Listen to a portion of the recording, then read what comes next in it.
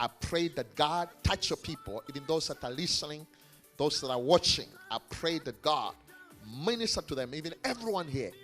May you touch them, bless them in the mighty name of Jesus. I decree and I declare that Jesus Christ bless your people, and especially in Jesus' name. Amen. Now today we are going to start at part 1 of your foundation and your destiny. Your foundation and your... So I'll be a little bit slow because I want you to understand. Your foundation and your... So now, what is the aim of teaching about your foundation? Now we have looked at generational curses. Now generational curses is not a foundation. Okay? A curse may be something either hovering over you or on you. But now we are dealing with a foundation. You see, what broken curses that may be on you. But the foundation, which is the root, must be destroyed, yes. Are we together? So this teaching, the aim of this teaching is for the Christians who have, continued to battle life's problems. To continue to do what? Life's problems, despite them giving their lives to Jesus. Okay? Point number 2, also, those believers who have particular problems that even non-believers don't go through them. There are Christians who have what?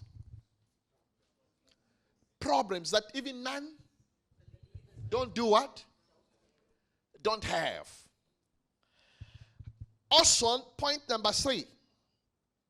You also could be going through problems that defy solution.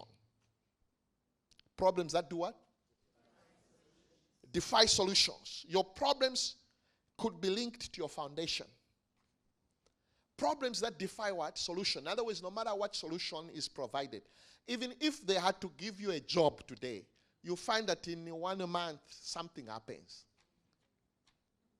Problems that defy what? Solution. They always challenge solution. So what power do they have to challenge solution? The problem could be their foundation. So your life, I've tried to write it down so that I cannot miss a point, right? Your life is like a building fixed to a foundation. Your life is like fixed to what? If the foundation is weak or got some flaws, then you continue to battle to keep the building up. That's why we need to deal with the foundation in your life. So for instance, your past is your foundation. Your past is your foundation on which your life is built. Not just your past as you, but your past as a family, or where your family line comes from, can be your foundation. So we see that in life, we should not live as if the past does not exist. But we should be able, to know that we are not born of our own, but we are born of our ancestors. There are people that lived before you. Even if you are born again. Now this teaching is very important. Why? Because even if you are born again, but if your foundation has flaws, because of your past, or your link to your ancestors, you find that it will be very hard to be blessed. Are we together? For instance, if your ancestors were involved in ritual killings, or maybe blood sacrifices, or intertribal or racial wars, or a lot of these things, some people sacrifice babies, and many things that are evil, you find that your foundation has a problem or is faulty. You need to make sure that you reinforce your foundation. Are we together? Now, why are we saying this? Is because the foundation carries the building. Okay? So, what usually happen is, how much prosperity can be carried in your life will depend on the foundation you have. If your foundation has abominations, if your foundation is like mixing cement and other dirt that are in between, you understand, right? So if they're mixing, if it has some elements that can weaken or can create a cavity, it means that God cannot bless you much with prosperity because you can't carry it. The whole building will fall. And that's why certain people, you find that a blessing, instead of being joy, a blessing kills them. A blessing causes a problem. Why? Because, for instance, if there is a spirit from your ancestors that is still part of your foundation, that spirit is still crying against you.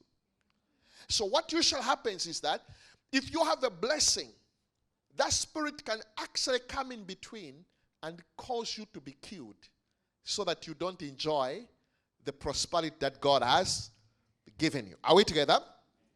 So in short, if your ancestors, for instance, were idol, priests or members of a cult or occult or any demonic groups, you find that you have also inherited a demonic foundation.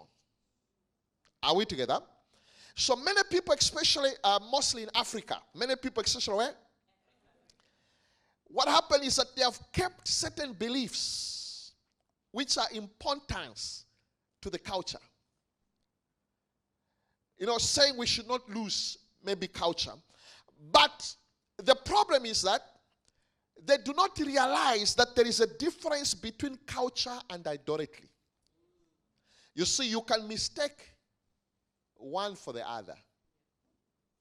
There are certain actions and certain things that really has nothing to do with culture, but it's idolatry, but it has been incorporated in culture. And you may practice it like culture, and yet you're practicing what? Idolatry. And that can create a flaw in your foundation. Amen. Are we together? Are we together? Now, what we see is that, like I said, that culture, sometimes idolatry has been mistaken for culture. Now, the gospel sometimes has been resisted on the basis, a lot of people are not saved today because they feel like the gospel is a foreign culture trying to invade their culture and change the way of their living. Or there are a lot of Christians that are born again, but they don't see the flow of God. Why? Because they still keep certain elements of culture which are not culture, but there is idolatry. It means your foundation is faulty. Are we together? All right, Isaiah chapter 28, verse 16.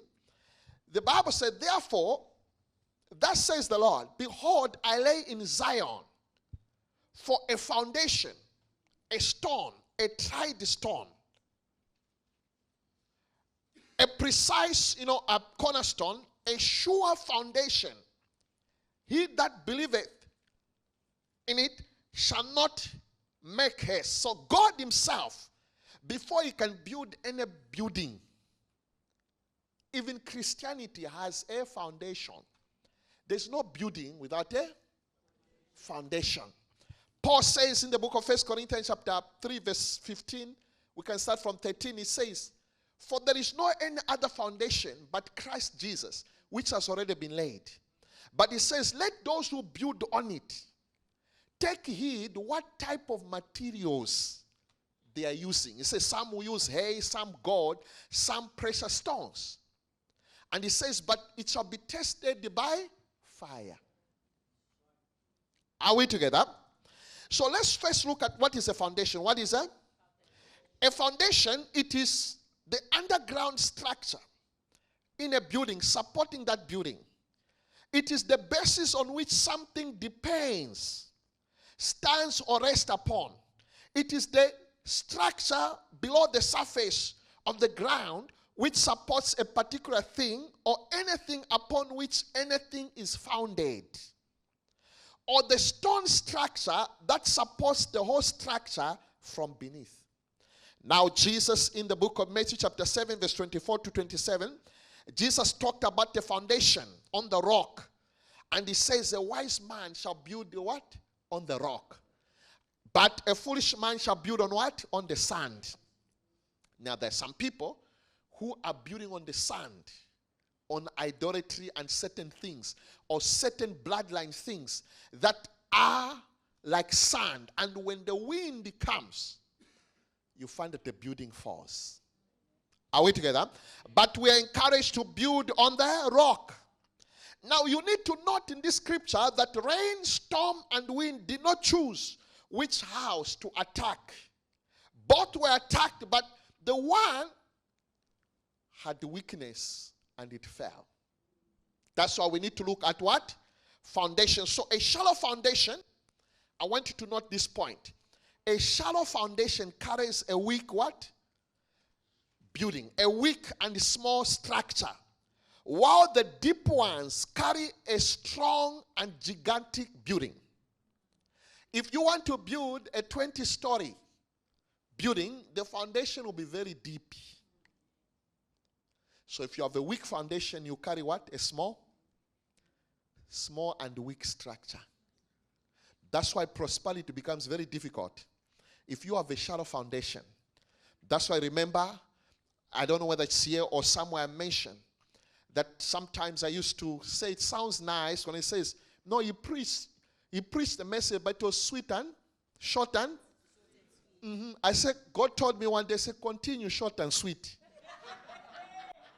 It says deep calls unto deep.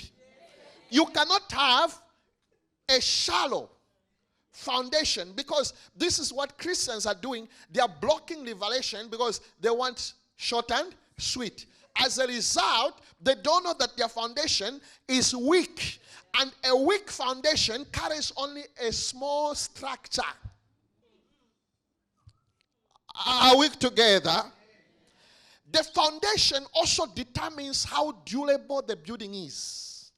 So, if you take a child, for instance, if you take a child from maybe, I can choose any standard, maybe standard 9, 10, or whatever, and let's take them and make them sit in an exam, university exam.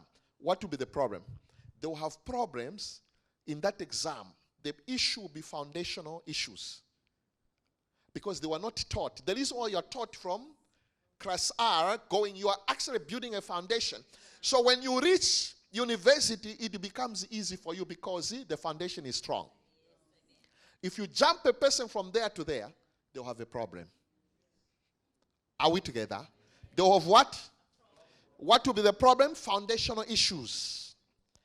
So what is the point in this? The point in this is that your life can only sustain as much blessing or prosperity as your foundation. That's why we have to look at foundation. And we see that 1 Corinthians chapter 3 verse 10, like I said, it says, by the grace of God has given me, I lay the foundation as an expert builder, and someone else is building on it. But each one should be careful how he builds, for no one can lay any other foundation other than the one already laid, which is Jesus Christ. So if your prosperity or what you do is laid on a different foundation, it will collapse. Jesus must be your foundation. His teaching must be your foundation. The deeper it goes, the better. Are we together? Now, any people's foundations are made up of components. And these components sometimes can be demonic in nature. If you have a foundation which has demonic in nature, what happens is that your foundation is weak. Your foundation is weak, polluted, and the prosperity cannot stand on it. And this is the reason why people wonder, why is it that God is not blessing me? It's because the foundation is weak. Even if you had to put much prosperity, prosperity will actually kill you. You know, people with weak foundation, people are not rooted in Christ. 1 million will send them off the head. They will disappear from this meeting. You see, it means your foundation is, when God looks, your foundation is weak, say, no. Or if demons are in between, say, no. So that's the reason why sometimes we are not blessed, because the foundation is polluted or weak. Are we together? So we need to learn to pray like this. I want to teach you how to pray. You need to learn to pray like this, that I command deliverance upon the foundation of my life. I command what? Upon the foundation of? Or you can pray like every seed of witchcraft, idolatry in my foundation, die in the name of Jesus. When you pray like that, you are uprooting. You can send the fire to the foundation of your life. What happens is the fire will set out and remove any pollution in your foundation. Amen. Are we together? Are we together? So we see that, like I said, for instance, if you see, for instance, Jesus said this to the Jews. There is something that Jesus said to the Jews. I want to try and lead it. Matthew 23, verse 29 to 31. I want to show you the example. Jesus said, woe unto you, scribes and Pharisees, hypocrites, because ye built the tombs of the prophets and garnish the scepters of the righteous, and they say, if we had been in the days of our fathers, we would not have been partakers with them in the blood of the prophets. 31 says, wherefore ye be witnesses unto yourself that ye are the children of them which killed the prophets. So what does this scripture mean? What it means is that at the time of Jesus, the children of people who